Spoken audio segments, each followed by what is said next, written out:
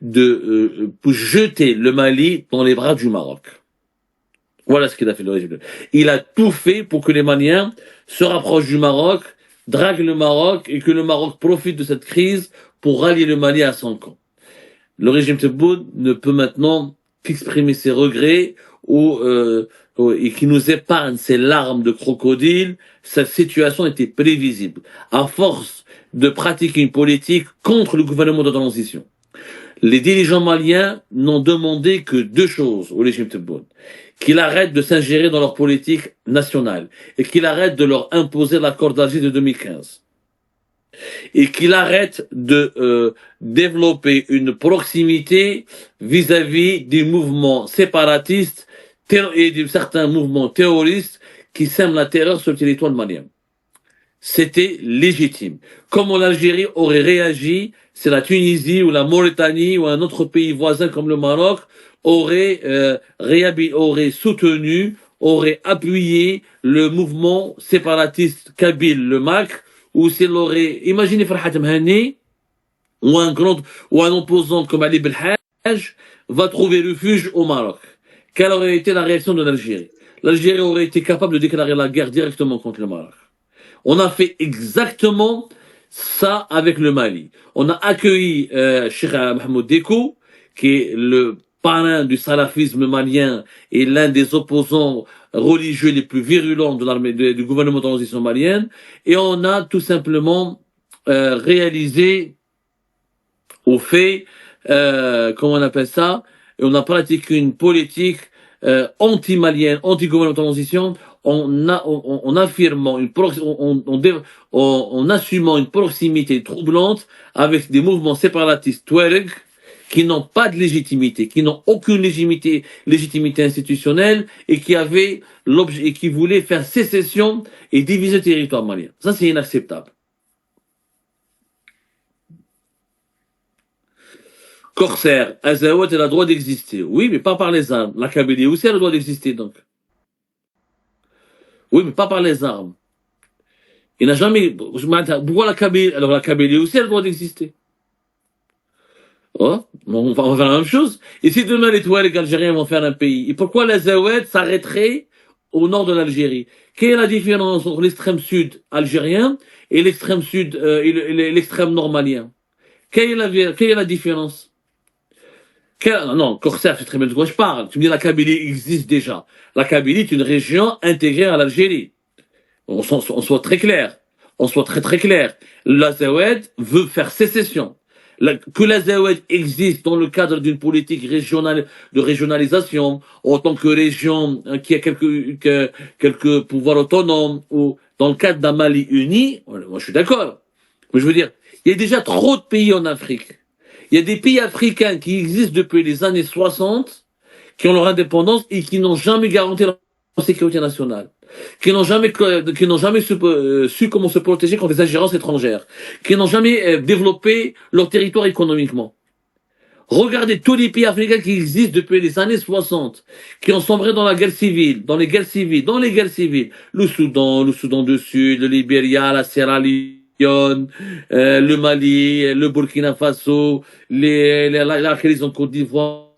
Regardez le nombre de crises que nous avons dans des pays qui existent déjà depuis les années 60 ou 70.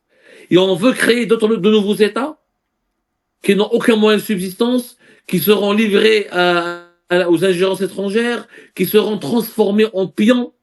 Moi, en pion par des puissances étrangères, pourquoi je suis contre la création d'un État au Sahara occidental?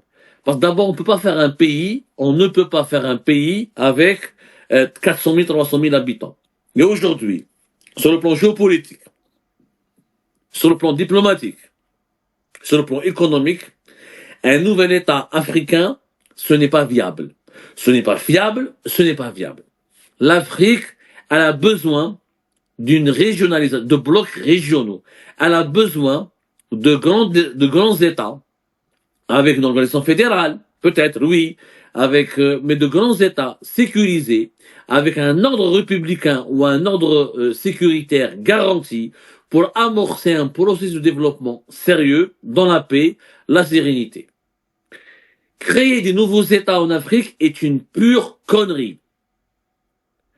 Tous les experts le disent. La réalité économique, la réalité géopolitique, la réalité diplomatique. Les Africains ont besoin d'être unis dans des gros blocs régionaux, pas dans des micro-États ou des petits États qui n'existent pas, qui sont fantomatiques. La moitié des États africains aujourd'hui, je dis bien la moitié des États africains aujourd'hui, sont ou dominés par les puissances étrangères, n'ont aucune souveraineté, où ils vivent, ils dépendent uniquement de l'aide internationale, où ils sont des pays exportateurs de misère et de migrants clandestins, etc., ou ce sont des pays noyautés par les foyers qui abritent des foyers de tension dangereux. Donc arrêtons avec la Kabylie, la Zawed, le Sahara occidental, c'est de la connerie. Nous avons besoin de faire le Grand Maghreb, l'Afrique de l'Ouest, les grands États du Sahel, des grands ensembles régionaux avec des pouvoirs centraux, des régions développées, des régions moyennement autonomes, mais aussi des États centraux puissants et forts.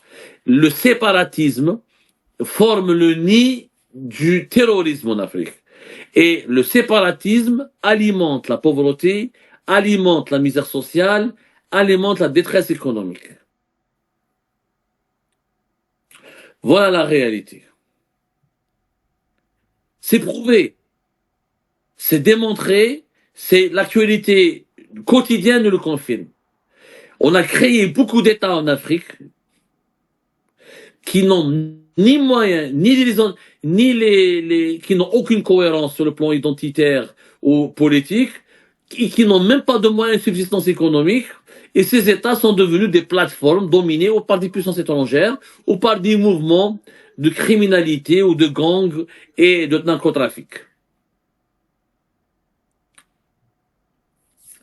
Allez, je vais reprendre d'autres questions.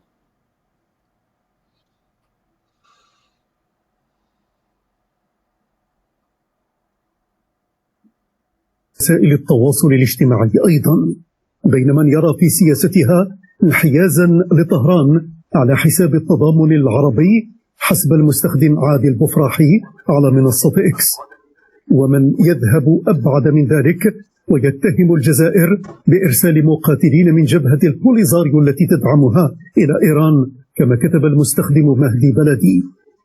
وما كتبه المستخدم عبد الكريم العواض الذي وصف الجزائر بإيران شمال إفريقيا.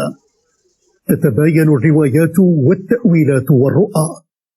في خضم التصعيد الإقليمي في الشرق الأوسط أثار الموقف الجزائري تجاه الضربات على دول الخليج دهشة متابعين وسط تضارب القراءات والتساؤلات عن خلفياته الحقيقية. فما الذي يفسر هذا التردد أو البروج في موقف الجزائر إزاء الضربات الإيرانية على الخليج؟ هذه أزمة غير مسبوقة بالنسبة للجزائر، معقدة لأن فيها أطراف مما يحدث في منطقة الخليج. الجزائر الآن في علاقات مع الولايات المتحدة الأمريكية، ولذلك هي حاولت في النهاية أن لا يصدر منها أي موقف يمكن أن يفهم أمريكيا بأنه ضد الحرب أو انتقاد مباشر للولايات المتحدة الأمريكية. في نفس الوقت الجزائر غير راضية وأعربت عن ذلك من خلال لقاءات وزير العربية تربط الجزائر مع دول الخليج، فإن ثمة علاقات استراتيجية تربط ما بين الجزائر وإيران. على مدار أكثر من 4 عقود نسجت الدولتان شبكة علاقات دبلوماسية متقلبة تجمع بين المصالح المشتركة والتحالفات الإقليمية والرهانات الاستراتيجية. فكيف تطورت هذه العلاقة عبر المحطات التاريخية والدبلوماسية الرئيسية التي شكلت مسارها؟ لعبت الجزائر دورا دبلوماسيا هاما بعد الثورة التي أطاحت بشاه إيران عام 1999. اليوم الخطاب الرسمي الجزائري يبدأ بالثورة والشهداء والسيادة الوطنية، الظاهر الوطني، لكن في الباطن يتحول إلى تقديس المؤسسة العسكرية ككيان فوق الدستور والشعب، تحطيم الهويات التقليدية لصالح الهوية الجديدة. الفاطميون حطموا الولاءات القبلية والمحلية لصالح الولاء للإمام المستتر. اليوم النظام الجزائري يحاول تحطيم الولاءات الجهوية والقبلية والدينية التقليدية لصالح الجمهورية والثورة ككيان باطني مقدس لا يناقش. الخلاصة النظام الجزائري الحالي خاصة المؤسسة العسكرية والاستخباراتية يحمل بصمات جينية واضحة من النموذج الفاطمي الذي نشأ في كتامة. التنظيم الهرمي السري، تقديس المركز البعيد والغامض، التدرج في الدعوة وغسل الأدمغة، تحطيم الروابط التقليدية لصالح ولاء مطلق لكيان باطني. هذا الإرث ليس مجرد تاريخ بعيد، بل هو نمط سلوكي سياسي لا يزال يتكرر في العقلية الجزائرية الحاكمة حتى اليوم.